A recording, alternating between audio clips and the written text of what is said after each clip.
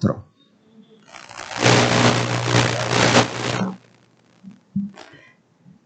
¿Cómo pusieron esa calle en términos de pintura, de árboles? Pero, no sé qué pasa, pero también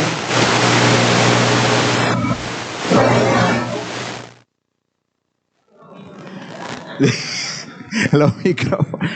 Y también el año pasado el país recibió la visita de Felipe VI, el rey de España. Y también el mismo andamiaje de hermosura por las calles en que habría de pasar esos grandes personajes, lo cual no tiene nada de malo, no estoy criticando eso. Y entonces lo traigo a colación porque en la mañana de hoy vamos a hablar de algo parecido, porque un personaje se acerca a la luz del mensaje de nuestro profeta que inaugura el tiempo profético en el Nuevo Testamento, y que se llamaba Juan y le apodaban el Bautista. Así que yo les voy a invitar a buscar en sus Biblias el primer capítulo del Evangelio según San Marcos, que es el segundo evangelio en nuestro Nuevo Testamento, y a leer esos, bueno, ya fueron leídos, no los vamos a leer. Lo que quiero es que los tengan ahí presentes, porque vamos a hacer referencia a esos versículos en esta mañana. Marcos 1, del 1 al 11. El texto que comienza diciendo: principio del Evangelio de Jesucristo, Hijo de Dios. Yo creo, amada iglesia, que la parte más importante que está en el trasfondo de este texto para esta mañana sea que la voz de Dios a través de la profecía estuvo ausente por casi 400 años. Ustedes saben que del Antiguo Testamento, que termina con el libro de Malaquías, a el Nuevo Testamento, que comienza con el Evangelio de Mateo, hay un espacio de tiempo considerablemente largo. Ya les dije, casi 400 años. De alguna manera, la voz de Dios se había acallado para efectos del pueblo. Por un lado, imaginen lo que eso significa para un pueblo que ha vivido precisamente de escuchar y de seguir a Jehová, el Dios que habían concebido como el único Dios. Eso por un lado. Y por el otro, el sufrimiento que representaba vivir los altibajos de la vida sin escuchar la dirección directa a través de los profetas que Jehová enviaba. ¿Podemos ubicarnos allí? Lo traigo como preámbulo porque no es lo mismo estar aquí en esta mañana y celebrar un culto a la gloria de Dios donde todos nos podemos ver el rostro, regalar y recibir una sonrisa, sentir el abrazo de mi hermano, que haber estado ausente de Dios por tanto tiempo. Así que la primera pista sería reconocer esa ausencia de la profecía para efectos del pueblo de Dios. Por eso cuando Isaías, otro profeta del Antiguo Testamento, escribe muchos siglos antes, decía, tal vez podemos pensar que haciendo una proyección hacia el futuro, refiriéndose a Israel, él decía, el pueblo que andaba en tinieblas vio gran luz. El pueblo que andaba en tinieblas vio gran luz. A menos que hayamos sentido la ausencia de Dios por mucho tiempo, probablemente se nos haga difícil entender la urgencia de este predicador bautista en medio del desierto.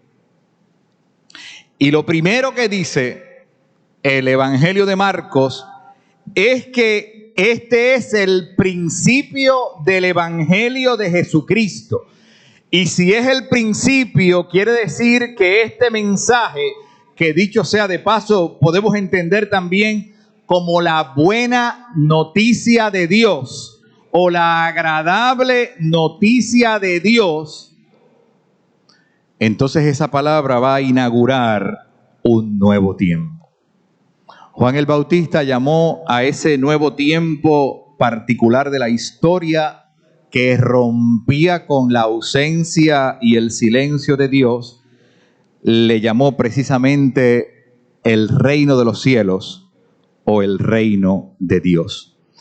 Pero lo segundo que dice de manera directa es que habría de prepararse un camino para la venida de ese personaje.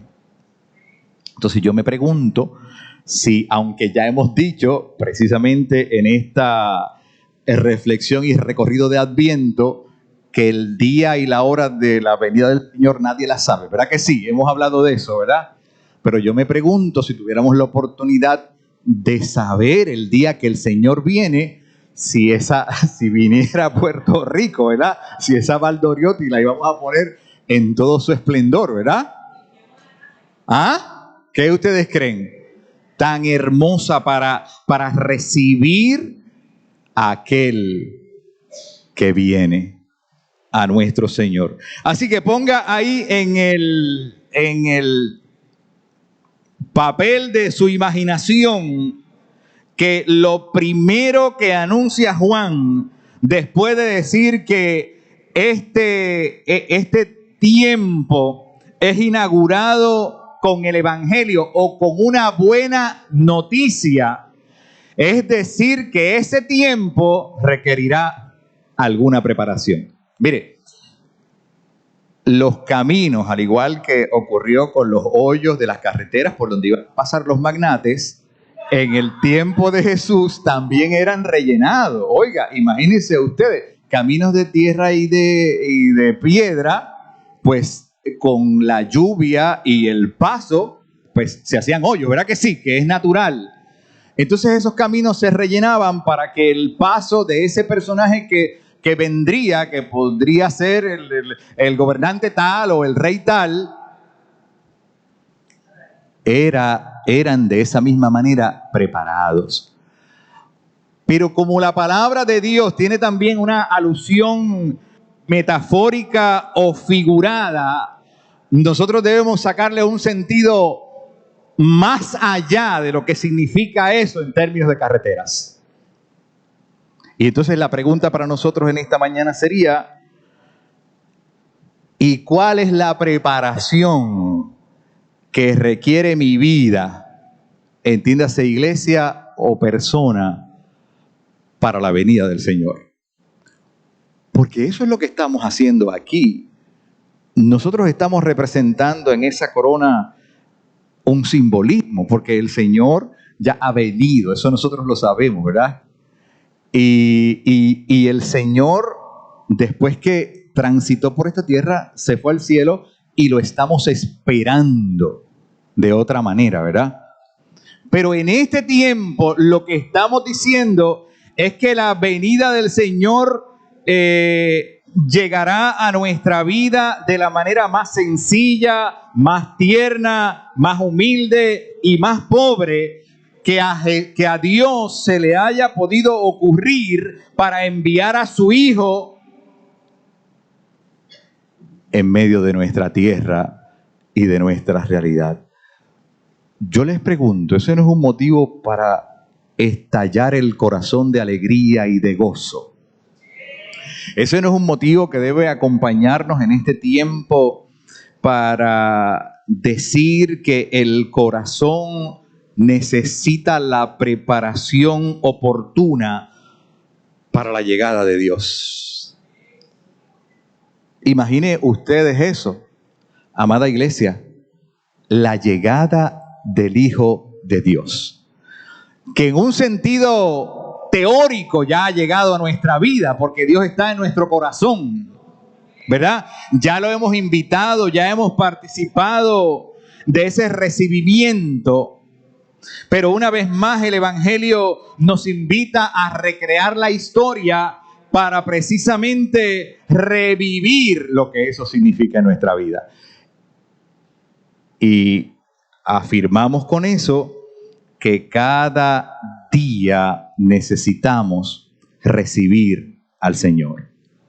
Ahora, ¿cómo uno se prepara? Porque en la entrelínea del texto está eso. Y Juan, de una manera también muy directa, no se lo dice, porque ustedes saben que Juan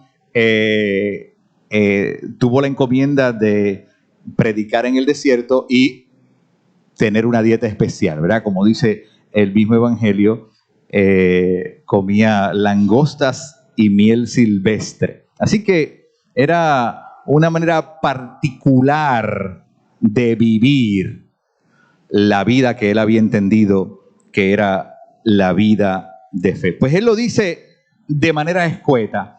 Y cito el versículo 4, bautizaba Juan en el desierto y predicaba el bautismo de arrepentimiento para perdón de los pecados. Es decir, que esa preparación iba a requerir el arrepentimiento de nuestra vida. Así que por mucho tiempo la profecía que ya hacía eco en el corazón del pueblo de Dios había empezado a seducir la gente sobre ese cambio que traería ese gran personaje, nuestro Señor Jesucristo.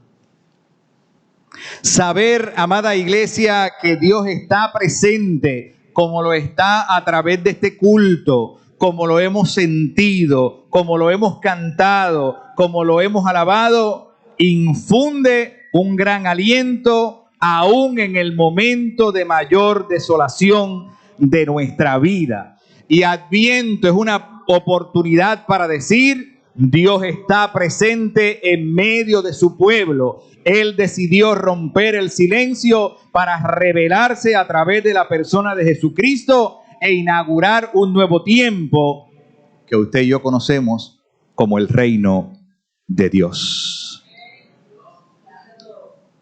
¿Cuántos podemos manifestar esa alegría de saber que Dios está? Todos y todas aquí en esta mañana. Dios está en medio de su pueblo. Pero como les dije, amada iglesia, lo ha hecho de la manera más sencilla. Y Dios pudo haber venido como enviar a su Hijo de la forma en que lo hacen los grandes personajes de todos los tiempos, ¿verdad? Como los gobernantes y como los reyes de este mundo. Entonces, algo que me invita el texto a considerar es por qué lo hizo de la manera que lo hizo. ¿Por qué escogió la aldea más pequeña y más pobre? ¿Por qué escogió un pesebre? ¿Por qué escogió encarnarse en una persona? ¿Por qué? Eso también tiene que ver con nuestra preparación. La primera gran enseñanza de este nuevo tiempo, llamado Reino de los Cielos, es que iba a ser inaugurado con el liderato de un ser humano que vendría a nacer en el sitio más pobre de este mundo. Marcos comienza su evangelio diciendo que este nuevo tiempo requerirá de esos caminos que estamos preparando. Y aquí hago un paréntesis para hablarles sobre mi opinión. Yo creo que al Señor no le desagrada que nosotros compartamos como lo hacemos en términos de las reuniones que hacemos, en términos de la comida, en términos de todo lo alusivo a la fiesta de Navidad. Pero cuando esas cosas se convierten en la única razón de la Navidad, entonces se pierde el sentido del nacimiento del niño Dios. Porque algo tendrá que decirnos la manera como Dios se acercó a este mundo, en términos de la sencillez, de la humildad, de lo que es necesario para una vida digna y provechosa. Y se repite esa intención de Dios en la persona del mismo precursor y preparador del camino del Señor, Juan el Bautista. Una vida sencilla, austera, sin mucho aspaviento, a traer también un mensaje sencillo y a decirle a la gente: hay un nuevo tiempo que se ha acercado, el reino de Dios está entre nosotros. Así que eso transforma la historia de nuestra humanidad. Y hoy, al prender esta segunda vela de Adviento, la vela azul, nos encaminamos a esa preparación con sentido profundo de lo que significa la palabra de Dios para nuestras conciencias y para nuestros corazones. Tampoco creo que sea negativo sentir ese feeling que sentimos, ¿verdad? Que el espíritu navideño, que lo ayuda todos estos, todas las cosas que hacemos en este tiempo, ¿verdad?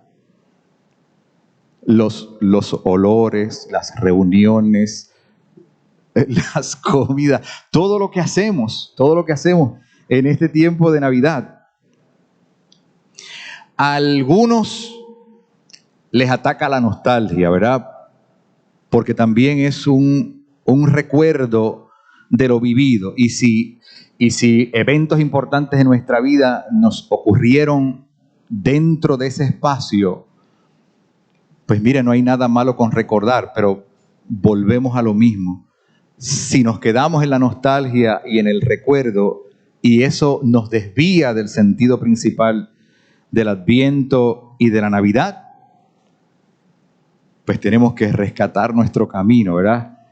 Y tenemos que volver a prepararnos para la venida de aquel que llega. Jesús es el personaje más importante de esta Navidad. Parece sencillo, ¿verdad? Pero eso también tiene una implicación de que no es nadie más, ¿verdad?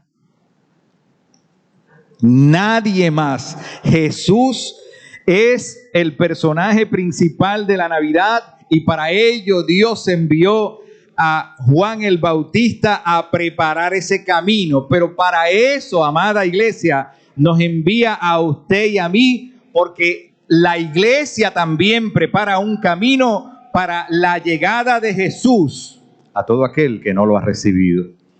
Por eso, de alguna manera, usted es un vehículo en ese camino de preparación para otra gente. Cuando, por ejemplo, hace algo tan sencillo como invitar a otra persona para la iglesia. Cuando, por ejemplo, hace algo tan sencillo como visitar a una persona que está enferma. Como hace algo tan sencillo como darle una llamada a alguien que hace tiempo no recibe una llamada. Pero también, amada iglesia, podemos verlo como una invitación. Cuando el profeta anunciaba que era necesario la preparación para el camino del Señor, porque habría de venir alguien importante, dijo: para que lo torcido sea enderezado. De nuevo, podemos ver una alusión al camino de tierra y de piedra y dejarlo solo allí. Pero también podemos ver qué implica eso para nuestra vida en términos de que lo que esté torcido sea enderezado. Ahora, si usted no hay nada torcido en su vida, dele la gloria a Dios y celebre ese acontecimiento. Porque la verdad es que todos en algún aspecto de nuestra vida necesitamos enderezar algo. ¿Cierto? Todos en algún aspecto de nuestra vida necesitamos enderezar algo. ¿Cuál es el problema? Que yo no sé qué es lo que usted necesita enderezar. Posiblemente, ¿verdad? Y tampoco usted sabe lo que yo necesito enderezar. Yo puedo imaginarme, de acuerdo a mi percepción, que algo en usted está pasando que necesite esa preparación, ¿verdad? Pero esto es un asunto de cómo Dios nos ve y de lo que Dios entiende que nuestra vida necesita para seguir recibiendo al que viene, al Hijo de Dios. Amada iglesia, pero la cosa no se queda ahí, aunque vamos a terminar, la cosa no se queda ahí. La reflexión de esta introducción del Evangelio sigue de manera indefinida, pero lo importante es que en esta mañana usted y yo tengamos atisbos de lo que significa definir esa preparación de nuestra vida para que cuando llegue ese día 25, que como le dije hoy este año es lunes, el día 25 de diciembre, haya algo en nuestra libreta de anotaciones que podamos escribir como que estas son las cosas que yo hice para preparar la venida del Señor. Así que ese proceso requerirá de una conciencia muy honesta de lo que somos y requerirá definitivamente la ayuda de nuestro Dios para que el Espíritu intervenga en nuestra vida y nos aclare el propósito de la misma. Finalmente, el Evangelio en este texto da un puntillazo cuando el mismo Juan, después de considerar que el que venía era más poderoso que él, que ni siquiera era digno de desatar la correa de sus sandalias, entonces nos dice: yo a la verdad les bautizo con agua, pero el que viene detrás de mí les va a bautizar con el Espíritu Santo. Yo les bautizo con agua, pero el que viene detrás de mí les va a bautizar con el Espíritu Santo. El Espíritu al que en esta mañana nosotros clamamos y le decimos: asístenos, oh Dios Espíritu, porque mediante tu poder es que podemos estar frente a Dios, aún en la más cruda vulnerabilidad de nuestra vida. Que así nos ayude Dios a seguir dando pasos para que cada día nos preparemos mejor para la venida del Hijo de Dios. Que Dios nos bendiga.